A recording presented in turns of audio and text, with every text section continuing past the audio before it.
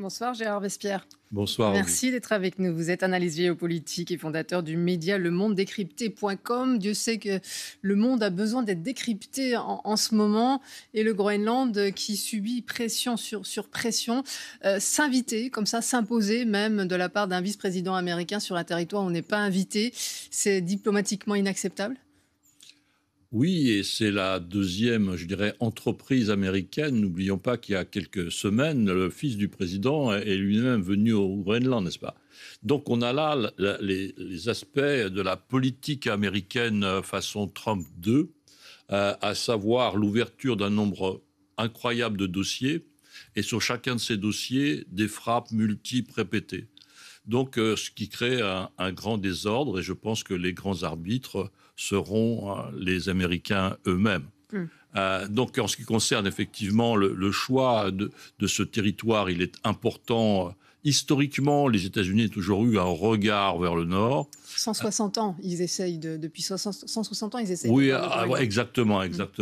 Et donc, depuis la fin de la Deuxième Guerre mondiale et l'arrivée donc des technologies de missiles, le territoire a eu une importance plus importante parce que c'est une base de détection des missiles russes qui passeraient au-dessus du pôle Nord pour venir frapper le nord des États-Unis ou le nord du continent américain.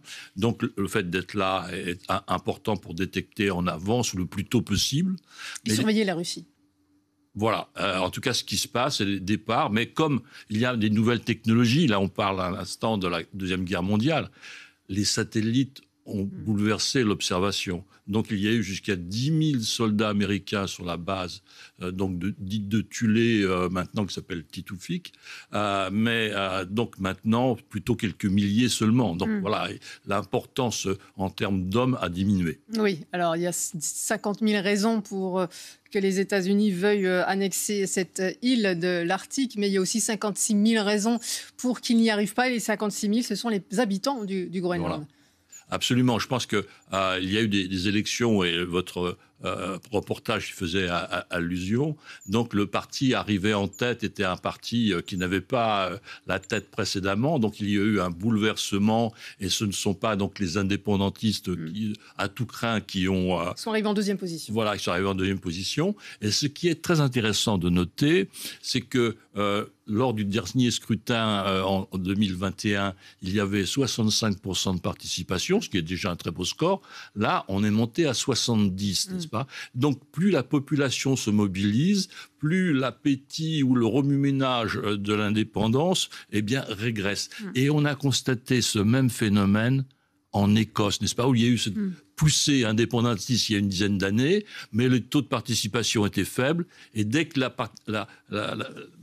l'indépendance est devenue un sujet important, la participation a monté et les indépendantistes ont perdu du poids. Alors Donald Trump, on le sait, c'est un businessman, il pensait pouvoir acheter cette île, comme ça a été le cas pour le Canada qui s'est vendu pas très cher, 7,2 millions de dollars à l'époque, c'est-à-dire dans les années 1867, ça remonte un peu. Il y avait à un moment donné 100 millions de dollars sur la table pour cette île, mais elle n'est pas à vendre, disent les habitants.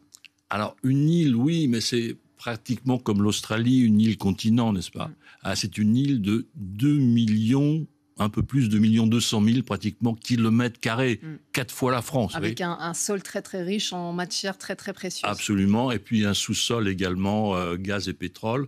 Donc il y a beaucoup d'intérêt effectivement à regarder le Groenland, mais si on veut changer l'histoire, il y a différentes façons. On peut envoyer des soldats, on a envoyé des canonnières il y a quelques siècles, n'est-ce pas ? Bon, on a envoyé des soldats après, mais je pense qu'il faut aussi pouvoir discuter autour de la table sereinement et non pas à coup de voyage de la famille ou des vice-présidents. Vous pensez qu'il peut y avoir usage de la force ? Non, mais je veux dire, voilà, il y a eu une histoire d'intervenir dans la géopolitique des pays. Et les États-Unis n'ont pas vraiment un acquis dans ce domaine-là. Ils n'ont pas eu vraiment à conquérir des terres autour de chez eux. Bon, l'Europe a une très très grande expérience de la diplomatie du territoire. Et donc, le Groenland est sous, je dirais, la responsabilité du Danemark depuis un peu plus de 300 ans maintenant. Donc, voilà, il y a un Tout ça passé. est regardé d'un œil, j'imagine, très malicieux de Vladimir Poutine, lui qui a annexé la Crimée et qui veut annexer l'Ukraine tout entière et qui voit donc son rival devenu presque ami, Donald Trump, qui veut annexer et le Canada et le Groenland. Il parle, lui, d'un tremplin pour d'éventuels conflits en parlant de l'Arctique. Non, je ne crois pas. Je pense que c'est un poste d'observation actuellement et ça restera ou resterait un poste d'observation à partir du moment où le trafic maritime, grâce à la fonte des neiges, pourra s'effectuer beaucoup plus par le nord. Donc à ce moment-là, effectivement, c'est très intéressant d'avoir ce promontoire à quelques milliers de kilomètres du trafic principal. Et la Chine aussi peut être intéressante. La Chine fait partie, a été invitée. Il y a un comité international des réunions autour de l'Arctique qui existe. La France y a des représentants.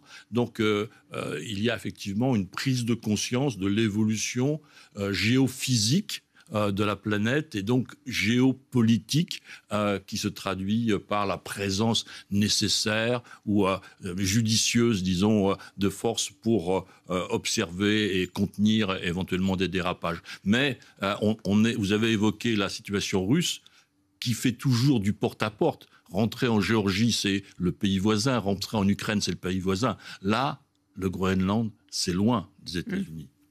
Merci beaucoup, c'est très clair. Gérard Vespierre, analyste géopolitique et fondateur du média lemondedécrypté.com. Merci pour votre décryptage.